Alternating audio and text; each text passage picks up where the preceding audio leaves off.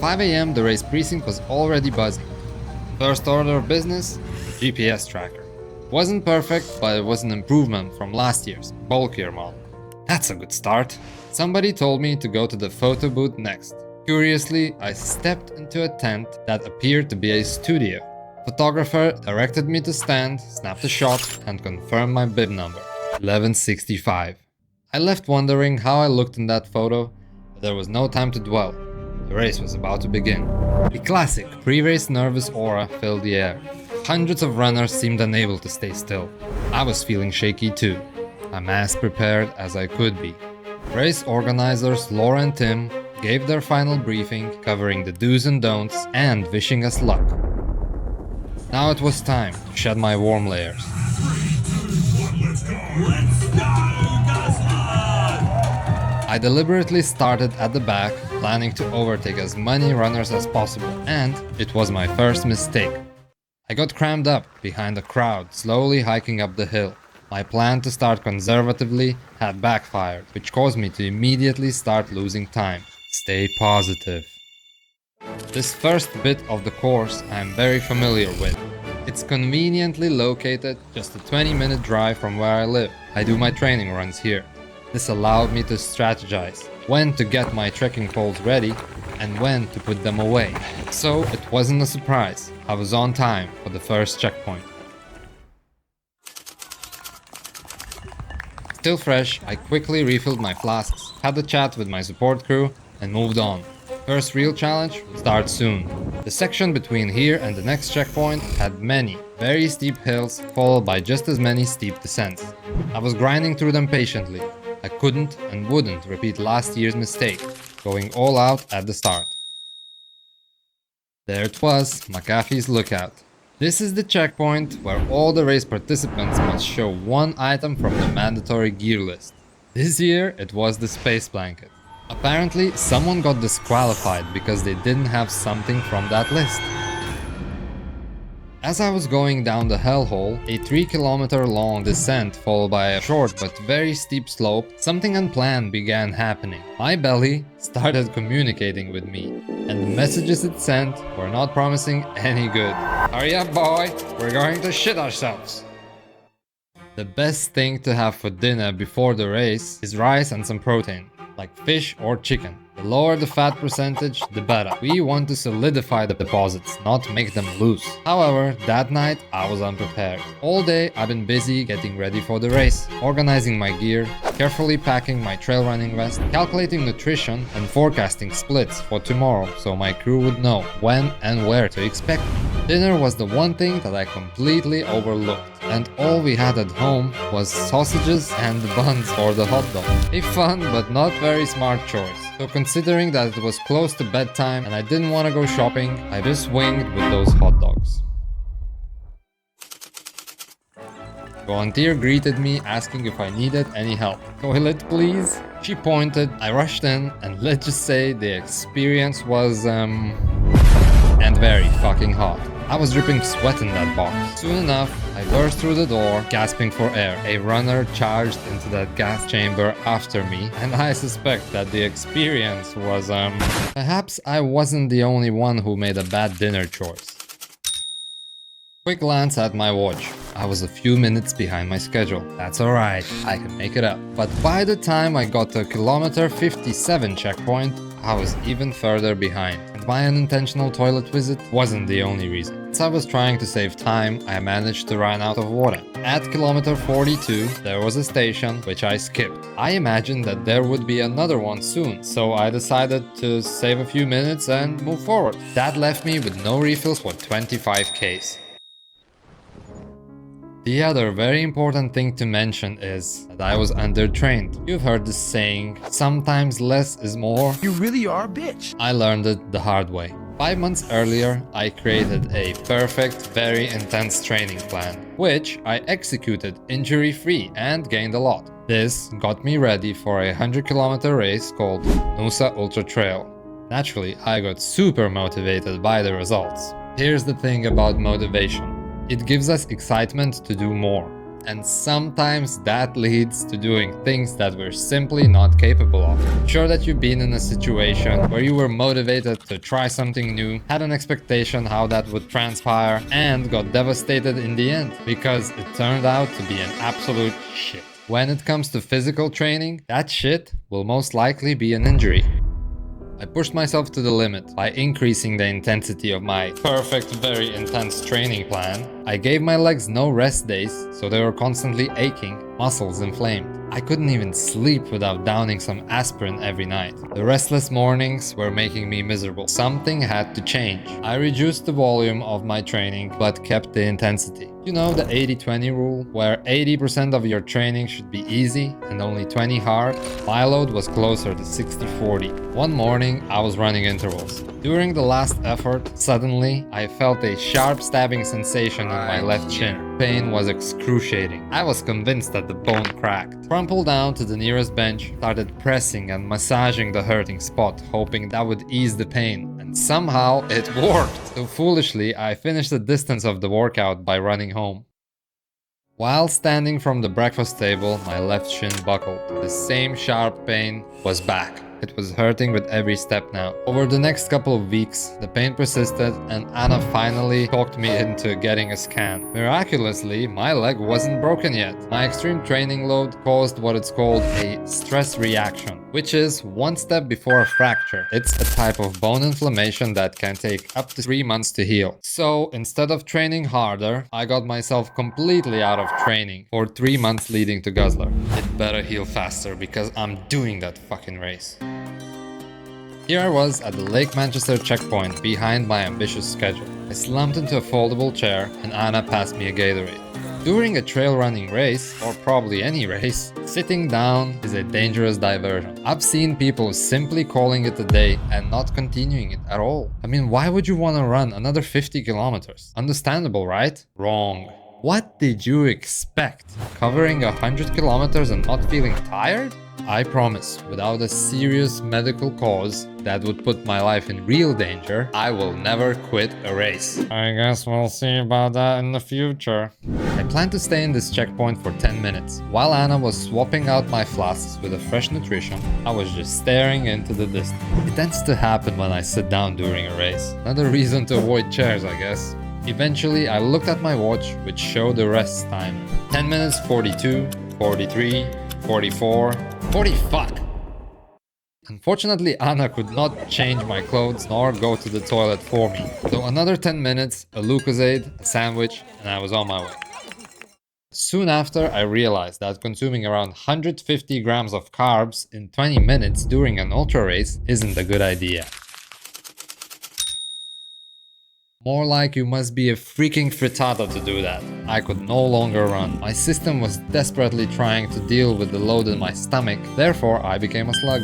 There were two options at this point. Option 1, make myself throw up and restart my nutrition intake. Option 2, keep slugging forward hoping that this lethargy would pass sooner rather than later. I took option 3, which was negative self-talk and blame. How could I be so fucking stupid? I wasted so much time already and now I can't run? Can't fucking run? From overeating? 15 hours is impossible now, genius. I couldn't help myself. The self-destruction was overpowering. In trail running, even if I got ready as best as I possibly could, even if I'm in the best shape of my life, something that I did not foresee will happen. In those situations, I must keep my cool and do whatever I can to keep moving forward to the best of my ability. Every race has its low points, whether they've been caused by tiredness, dehydrating, crashing, or in my case overeating. In times like that, I must remind myself that no one is forcing me to do this. I am here because I chose it, and this is just part of it. This is the adventure. Moments like these make the story great, and overcoming struggles like these raises the level of accomplishment once I cross the finish line. The greater the suffering, the greater the reward. I am 70 kilometers into the race and once again I'm moving quickly. If I keep this pace up, there's still a chance for me to finish in sub 15 hours. I checked all my flasks to see if I could last to the next stop, which would be in another 14 kilometers, and they seemed fine, so I was like, let's go. Once again, highly motivated, I rushed away, leaving a lot of runners refilling. I finally reached the most technical part of the race, the township. It's a 1 kilometer long dip, which has a 48% descent, followed by just as steep but twice as long incline, finishing at the highest spot of the course. I haven't seen anyone running this. Most of the people just butt slide the thing. It's quite epic and also expensive. I spent 37 minutes covering it. Downhill from here, literally and figuratively. My pace was great, but some guy flew by me, and I decided to stick with him. We didn't talk, just carelessly pushed hard, passing dozens of runners. I guess we both got a second wind at the same time. It was getting dark, but we were steaming. I was like, choo choo, motherfucker! Eventually I stopped. The terrain was barely visible and I needed my headlamp. Also, I was depleted. It was time to eat and drink up. If I only had anything left to drink.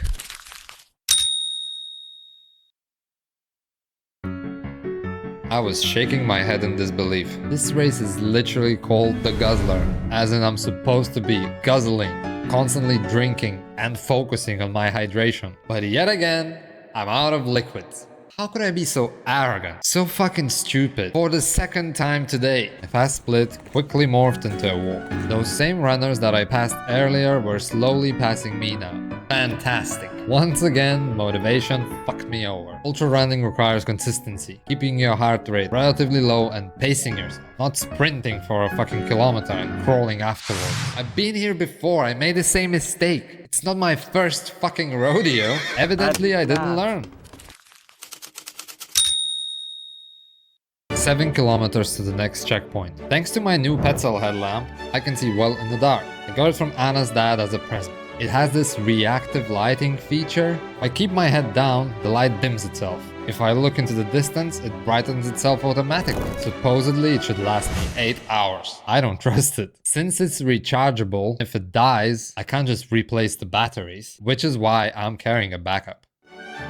It's much easier going upwards at this point. With the help of my lecky poles, I can use my arms to take the pressure off my legs. However, going down is a different story. I can still support myself using the poles, but if I want to go faster, every step is an ouch. My quads are not enjoying these hills one bit. I cooked them once again, but that's to be expected. If your legs aren't hurting towards the end of an ultra race, you're doing something wrong. Where's that fucking checkpoint? It was supposed to be at kilometer 84, and I'm at 85 already. Is my GPS off? Did I miss a turn? Am I going to the right direction? I stopped and looked at the Maps Me app. Seemingly, I'm on the right path. Oh wait, I can finally hear something. McAfee's aid station looked great at night. Much different from when I was here earlier today at kilometer 24. There was a fireplace with a kettle on it getting the water ready for pot noodles and hot beverages. There were various snacks. I refilled all my flasks, grabbed a handful of chips, a cup of coffee, and went to my crew. I lay down on the blanket. Felt amazing just to relax and stretch out. I miss camping. I don't want to continue. Just give me a beer. I was tearing up. All I wanted right then was to stay with my gang, have a drink, a laugh, and tell stories while looking at the stars. All the struggles that I endured that day were forgotten for a time being. It's a kind of feeling that only an ultra runner would understand. Some sort of transcendence. It's a mix of great and terrible, ecstatic and sad. It's like being high and low at the same time. Very hard to explain. I think that this feeling is one of the great reasons why I keep coming back to these masochistic events. As cliche as it sounds, it gives me a sense of truly being alive. Anna was trying to help me out. I don't want anything, just this. Please, can I just stay with you guys? Like she would ever let me give up while there's only 20Ks left in the race. She encouraged me by reminding me how well I was doing compared to previous year. Back in 2023, I wasn't even aware of the trophy system. The Guzzler has 3 tiers: bronze, silver and gold. To get the bronze medal is fairly easy. Just finish the race. To deserve silver, you must do some running. The real deal is gold. A sub 15 hour finish will guarantee that. And believe me, that's a challenge.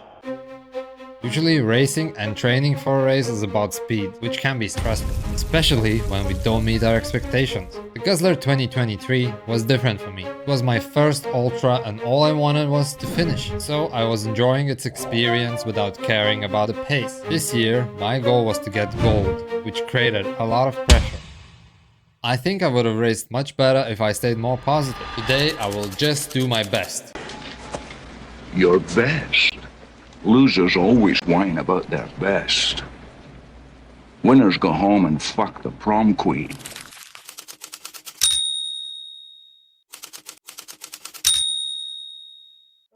Alright, last 20 kilometers. At that point, sub 15 hour finish was unrealistic, but perhaps 16 wasn't. I was moving well, passing a runner here and there, which always powers me up slightly. When we are struggling and we meet somebody that's doing poorly, that automatically puts us into a perspective that it can always be worse, which is a little positivity boost. I've seen runners barely moving, obviously in pain, crippling down while leaning on the sticks found on the course. Trail running tip: invest in a quality pair of trekking poles. Save your legs, I promise you they will last longer. What didn't last long was my pencil headlamp. At first it started blinking, then it completely switched off. 8 hours my ass. I was disappointed by it without realizing that it was my own fault. I used the brightest reactive lighting setting, which killed the battery twice as fast. It won't happen again, but thank fuck I was carrying a backup.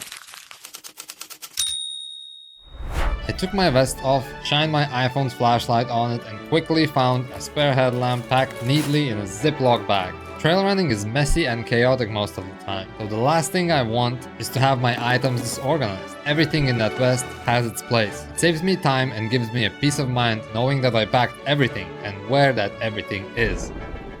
The last serious climb. On Strava's segments, it's called Kokoda Up Steep segment. I call it the bitch hill. I didn't mention it yet, but the Guzzler isn't just 100-kilometer race. It's actually 106. And this bitch hill is at the 100-kilometer mark, even with fresh legs as a challenge. Now imagine doing that after you've been cooking your legs for 15 hours. Plus, once you're at the top, you realize that you already covered 100 kilometers, but the race isn't finished yet. You still have roughly another hour of suffering if you're moving well. Suffering I was. While pushing through this last bit of the course, there was only one thing in my mind. I will not allow anyone to pass me. So I gathered all my strength and was once again running. A headlamp, let's chase it! One by one, I tracked the runners in front of me. It's easier to be a hunter than the hunted. Proud of my pace, I eased a little until I heard footsteps behind me. Perhaps I wasn't the only hunter on this hill tonight. There's no chance, buddy! I started grunting, kicking with my poles. Faster, harder, angrier. I knew that the finish was just around the corner. Push, you fuck! Finally, I crossed the finish line, pumping my poles in the air, smiling, pain-free, and somehow energized. It's funny how human body and mind work. Official finish time: 15 hours, 47 minutes, and 9 seconds. A volunteer lady hung a silver medal around my neck, Anna gave me a hug, and I showed my appreciation to the rest of my supporters. The experience would have been much different without them. As a wise man once said before foolishly dying, happiness is only real when shared. The Guzzler experience was over, but I wasn't finished with that race. There's still so much room for improvement, so many things to learn, and so many mistakes to avoid. I know I can do this course in sub 15 hours. Till next year, you fuck.